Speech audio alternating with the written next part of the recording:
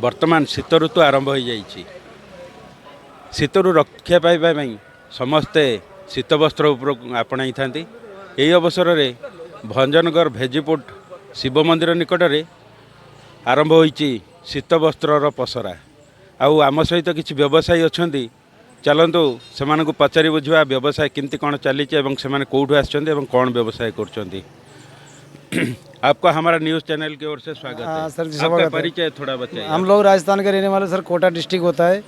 आप प्रति वर्ष इधर आते हैं बेचने के लिए। हर साल हमारा अच्छा व्यापार होता है। इस साल हमारा शाम सुबह थोड़ा व्यापार हो रहा है, दिन में व्यापार होता नहीं है। हमारे पास सूटर, जैकेट, शाल, कंबल, टोपी वगैरह से ग्लव्स वगैरह सारा चीज़ मिलता है। अभी कितने दिन तक हुआ है यहाँ दुकान खोलने अभी का? आने से 8-10 दिन हो गया सर जी। अभी हमको 2 महीना रुकेंगे इधर में। और जो कस्टमर जो आ रहे हैं, आपका जो स्वेटर, कैप और कंबल ये सब देख के क्या महसूस कर रहे हैं? चल रहा है, ठीक चल रहा है हमारा बिजनेस। शाम सवेरे बिजनेस होता है। थोड़ा हम भी सुविधा रेट से बेचते हैं, ज़्यादा रेट नहीं लेते हैं। जो मार्केट से मिलते हैं उससे हमारा 150 रुपया कम रेट में देते हैं। इस रेट से हम लोग बेचते हैं जी। सुविधा रेट से बेचते हैं। हम लोग प्रति वर्ष इधर आते हैं, हर वर्ष आते हैं, हर वर्ष यहाँ बेच के जाते हैं। ये थिले आमर जड़े व्यवसायी देखिले से शीत वस्त्र विभिन्न जिनिस एठारे तांको दुकान रे उपलब्ध अच्छी। तेणु छोट छुआठू आरंभ करी वयस्क लोकों पर्यंत पुरुष, महिला, छात्र छात्री समस्त सबु प्रकार शीत वस्त्र एठारे मौजूद अच्छी। तेणु समस्त को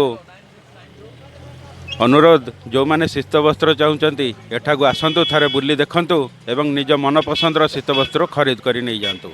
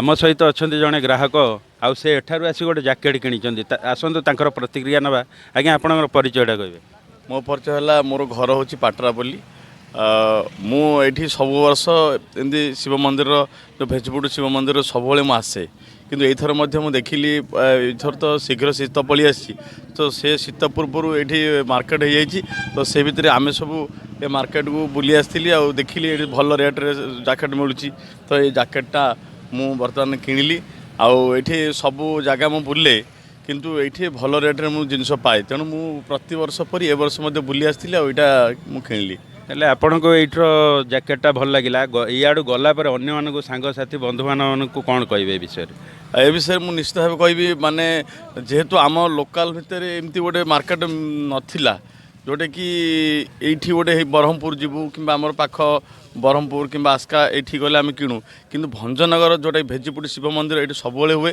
आईटा जी भी जानी थे किणी तेणु मो सांगसाथी समस्त को कहि जाओ से भल भल जिनस मिलूँ आ सब भेराइटर जिनस मिलूँ आ निश्चित भाव तुमको कम पैसा जी जो भेराइटर चाहिए से पैसा को लेकिन से किपर।